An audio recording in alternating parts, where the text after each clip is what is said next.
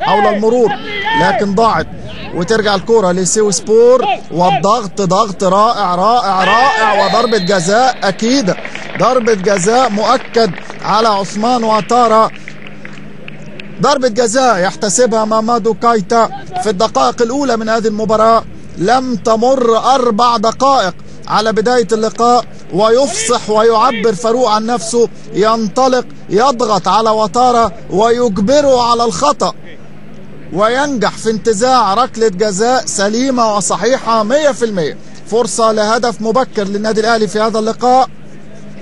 جاريدو ووائل جمعة، الهدف المبكر بيفتح كل الأبواب، يفتح كل الأبواب المغلقة. وليد سليمان بقدمه اليسرى، وليد يا ولد يا ولد، وليد بمنتهى الهدوء بمنتهى المهارة، الحارس في زاوية والكرة في زاوية، ويتقدم النادي الأهلي بهدف مبكر عن طريق ركلة جزاء للعائد مرة أخرى وليد سليمان.